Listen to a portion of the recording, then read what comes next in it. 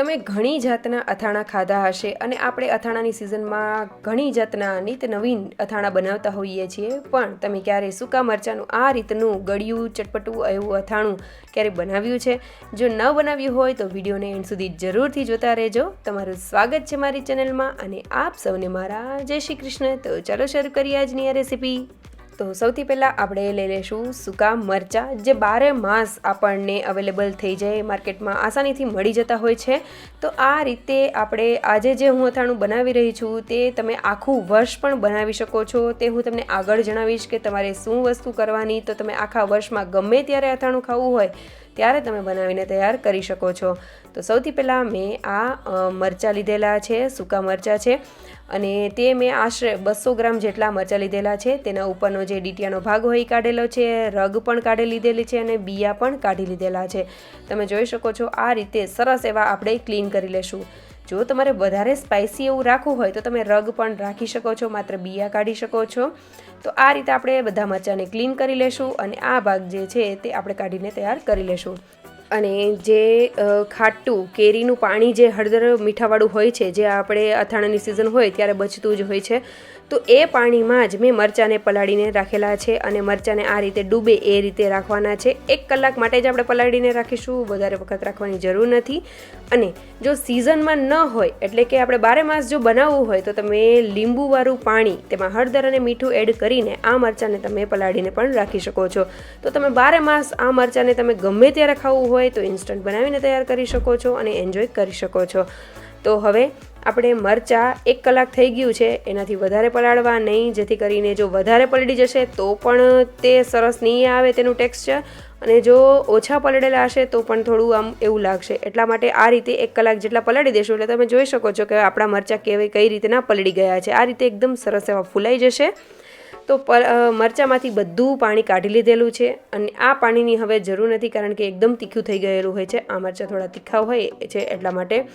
તો હવે આ પાણીને આપણે કાઢી લઈશું અને મેં ચારણીમાં જ તે મરચાંને એક કપડામાં આ રીતે સૂકવી દેવાના છે. તો સૂકવવા માટે પણ 1 કલાક જેટલું જ આપણે સૂકવવાનું છે, એટલે આ અથાણું જે છે તે ફટાફટ તૈયાર થઈ જાય છે. કોઈ વાર નથી લાગતી, ફટાફટ જ્યારે પણ બનાવવું હોય તો ઇન્સ્ટન્ટલી બની જાય તેવું છે.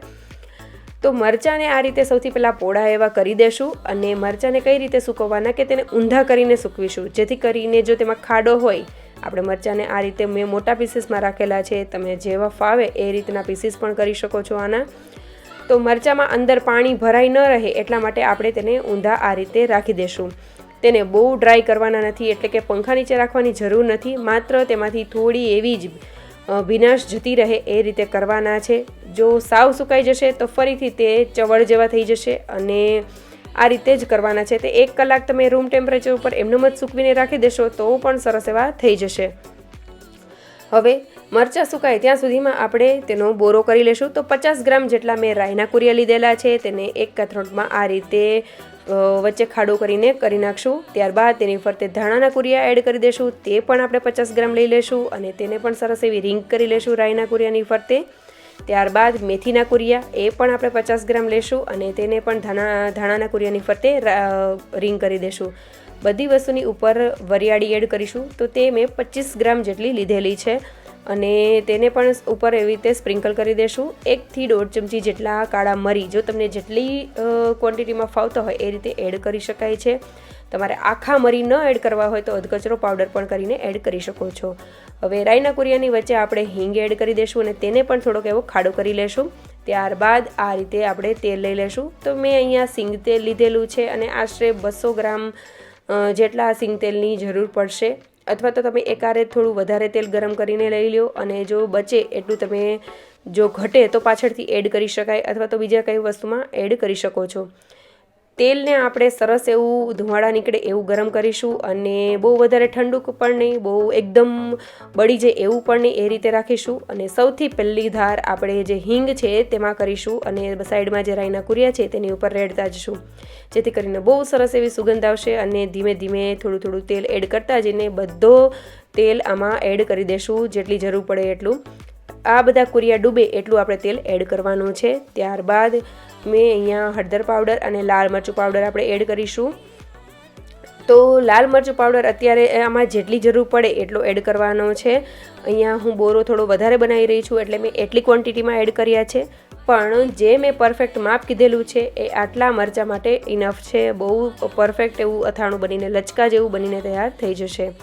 હવે તમે જોઈ શકો છો કે આપણે તેલ કેટલું એડ કર્યું છે. બોરો ડૂબે એ રીતનું ડૂબડૂબા એવું તેલ એડ કરવાનું છે. અને જો અત્યારે બોરો ગરમ હોય ત્યારે જ હળદર અને લાલ મરચું પાવડર એડ કરવાનું છે. એટલે સરસ એવી બધી વસ્તુ શેકાઈ પણ જશે અને સરસ એવી સુગંધ આવવા લાગશે. તો તમે જોઈ શકો છો કેવો લાલ ચટક એવો આપણો જે બોરો છે તે બનીને તૈયાર થઈ ગયો છે. હવે આ બોરામાં આપણે ગોળ એડ કરવાનો છે. તો 300 ગ્રામ ઉપર આશરે મેં ગોળ આ રીતે નાના નાના કટકા કરીને એડ કરેલો છે. અને આ ગોળ જે છે તે મેં કોલ્હાપુરી ગોળનો ઉપયોગ કરેલો છે. તો તે આપણે એડ કરી દઈશું. એટલે આ જે અથાણું છે તે ગળ્યું અથાણું બનશે. પણ જે મરચાંની તીખાશ છે સાથે આપણે કેરીમાં તેને બોળેલા હતા એટલે તેની થોડી થોડી એવી ખટાશ પણ આવશે અને ગળ્યું એવું અથાણું બનશે. બહુ સરસ એવો ટેસ્ટ આવે છે. અને અહીંયા આપણે મીઠું કે એવું કંઈ નાખવાની જરૂર નથી. આ અથાણાને ગળ્યું જ સારું લાગે છે.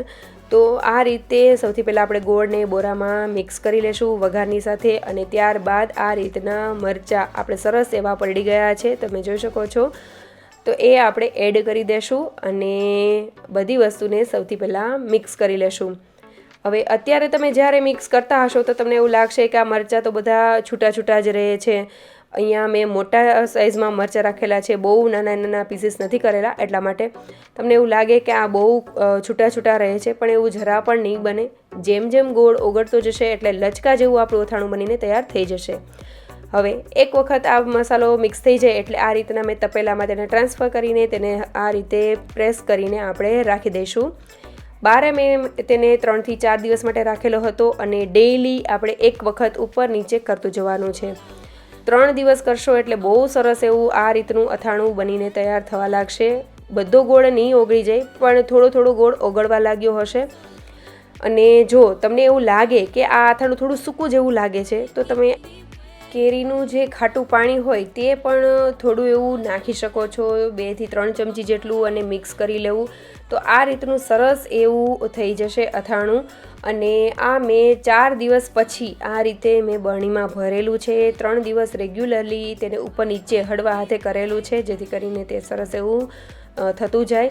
અને ચોથે દિવસે મેં તેને બરણીમાં ભરેલું છે. તો તમે જોઈ શકો છો અથાણું અત્યારે કેવું છે. અને વાતાવરણ ઉપર પણ ડિપેન્ડ કરે કે આપણો ગોળ કેટલો ઓગળવા લાગ્યો છે. અહીંયા ગોળને નાના નાના પીસીસ કરવાનું રીઝન એ જ છે કે જલ્દી તે ઓગળવા લાગે અને આ રીતનું અથાણું બનીને તૈયાર થઈ જશે.